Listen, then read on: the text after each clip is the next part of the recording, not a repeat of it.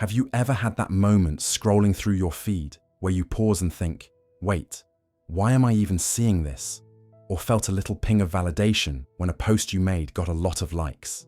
It feels good, right? It feels connected. But what if that feeling, that entire experience, is part of a much larger, much quieter arrangement? And what if the product being sold in that arrangement isn't something you buy, but is, in fact, you? This is the core of a warning from a man named Jaron Lanier, a true pioneer of the internet and virtual reality. He isn't some outsider yelling at the clouds. He helped build the digital world we live in. And his message is both simple and profound. He says we've gotten it all backwards.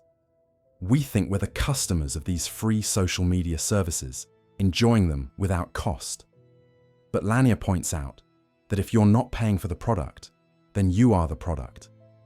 The real customers are the advertisers, and what they're buying is access to our attention and our behavior. Our likes, our clicks, our pauses, our shares. All of it is raw material being packaged and sold so that our future actions can be predicted and influenced. As Lanier himself puts it, it's the gradual, slight, imperceptible change in your own behavior and perception that is the product. That's a lot to take in. It can feel a bit cold, a bit clinical. Our instinct is to push back against that. You probably recognize that stubborn feeling of being right, that internal voice that says, no, that's not me. I'm smarter than that. I know what I'm doing. And that's a completely natural reaction. It's the tension between our fast, instinctive thinking, the part of us that wants to belong, to be approved of, to be correct, and our slower, deeper awareness that can step back and question things. Think about it in a simpler context. Remember when you were a kid and you realized a childhood belief, maybe about Santa Claus or the Tooth Fairy, wasn't quite true. There was a moment of cognitive dissonance. Part of you wanted to hold on to the magic, the excitement, the familiar story. It felt good to believe. Another part of you started putting the pieces together from little clues you'd overlooked. That's the same kind of push and pull we experience now. Many of us cling to familiar ideas because they make our world feel stable and understandable. Letting go of the idea that we are just happily using a free service can feel like letting go of a comforting story. This is where it gets really personal because this system is designed to play on that very tension. It learns what triggers our instinctive reactions: outrage, fear, envy, tribal pride, joy, and feeds us more of it to keep us engaged. It creates a hall of mirrors that reflects our own preferences and biases back at us, making our own views feel not just right, but universally true. It makes us feel seen and understood, but it's an understanding based on data, not human connection. We start to see the world through a filter designed to keep us clicking, and we can slowly forget that the filter is even there. We might fool ourselves into thinking we're making completely independent choices, when in reality, we're being gently nudged down a path that was chosen for its value to the system, not for our well-being. The goal isn't to make us feel bad about ourselves. We're all participating in this. It's to recognize the mechanism. It's the first step toward reclaiming a bit of autonomy. When you understand that the thrill of a notification or the anger from a divisive headline might be a feature of the system and not a bug, you can start to interact with it differently. You can ask, why am I being shown this now? What reaction is it trying to get from me?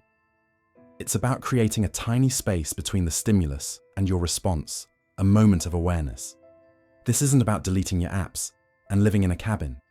It's about changing our relationship with these tools from one of unconscious consumption to one of mindful use. It's about remembering that our attention is our most valuable asset and that we have the right to decide where it goes. When we start to see the architecture behind the curtain, we can no longer be quite so easily manipulated by it. We can choose to engage in ways that feel truly meaningful to us, rather than in ways that simply serve the business model of attention extraction. This cracks open the entire user experience, revealing it not as a service, but as a meticulously designed environment for harvesting our attention. We start noticing this journey in a place of simple, unquestioning use. We sign up to see photos of our new niece, to share a vacation picture with a few friends, or to watch funny clips. The platform is just a tool, a digital utility. It feels free, convenient, and wonderfully simple. Our world is neatly organized into feeds and friend lists, and the primary feeling is one of connection. We are not thinking about algorithms or data streams. We are thinking about people. We see the platform as a transparent window to our social world, a straightforward means to an end. It is a phase of pure utility, where the value is obvious and the mechanics are invisible. But then, we enter the confusing middle. A period of growing unease, where the simple tool begins to feel like a complicated and manipulative relationship. This is the phase Jaron Lanier warns us about, where the system's challenges become our own. The feed is no longer a simple chronological list of updates from people we chose. It becomes a curated, unpredictable stream of outrage, envy, and targeted advertising. We might see a political argument that ruins our morning, then an ad for the exact shoes we were just talking about, followed by a highlight reel of an acquaintance's seemingly perfect life. Most of us feel uneasy during transitions like this, when the environment we took for granted starts to shift under our feet. The platform is no longer a passive tool. It is an active participant, shaping our emotions and reactions for its own benefit. Lanier points out that the core challenge is that we are being unconsciously shaped by behavior modification systems built for other people's profit. We feel a low-grade anxiety, a sense of being watched and manipulated, but we cannot quite pinpoint how or why. It is frustrating and opaque. You might be someone who resists change at first, dismissing these concerns as paranoia, but the evidence piles up in small personal ways. This is where we often see a split in reactions. The knee-jerk response, which the system often counts on, is to either disengage entirely in a burst of frustration, or to lean further into the outrage and engagement, clicking and reacting with increased fervor. It is a binary fight-or-flight response to a complex problem. The thoughtful response, which Lanier contrasts, is more nuanced. It is not about quitting in a single dramatic gesture, but about cultivating awareness. It is the decision to pause, to question why a certain post made you so angry, or why a certain ad seems to know you so well.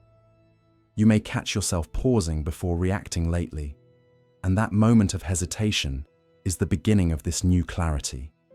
It is the conscious choice to not be a puppet, to recognize the strings, even if you are still attached to them. This mindful approach is less about a grand exit and more about a gradual reclamation of your own attention and autonomy. From that thoughtful space, a new clarity emerges. We begin to see the entire ecosystem for what it is. The confusion of the middle phase starts to crystallize into understanding. We realize that every notification, every auto-playing video, and every perfectly ordered feed is a deliberate choice made to maximize our engagement time. The value exchange becomes starkly clear. We are not the customer. We are the product being sold to advertisers. Our attention is the raw material, and our data is the blueprint. This clarity is not necessarily comfortable, but it is empowering. It allows us to make informed choices. We start to use the platforms with intention rather than compulsion. We might decide to turn off notifications, to curate our feeds aggressively, or to simply be more conscious of the emotional rollercoaster we are being invited to ride. We understand that the goal is not to reject technology, but to humanize it. to force it back into the role of a simple tool that serves us, not a master that we serve. This journey from naive user to confused participant to empowered individual is the essential path toward taking back control of our most valuable asset in the digital age, our own minds. Through this discomfort, we begin to notice something subtle shifting within us. It's not a loud, dramatic change, but a quiet recalibration. The things we used to worry about, the opinions we used to crave, the constant need to perform a version of ourselves that we think the world wants to see, it all starts to feel a little less urgent, a little less vital to our survival. This is the beginning of a profound unburdening, a process where we slowly shed the layers of expectation that we've mistaken for our own skin. It's in this space that we can start to ask the real questions, not the ones we've been fed by algorithms and advertising, but the ones that arise from a place of genuine, quiet curiosity.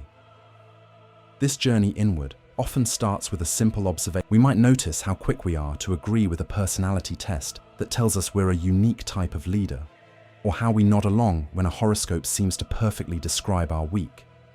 This is the Barnum effect in action, that psychological tendency to accept vague, general statements as highly accurate descriptions of ourselves.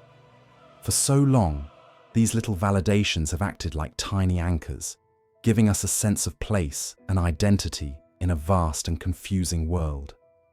They feel good because they offer a ready-made story, a pre-written script we can step into without the messy work of drafting our own. But the comfort they provide is a trap, a cozy cage that prevents us from ever truly meeting the complex, contradictory, and utterly unique person we actually are.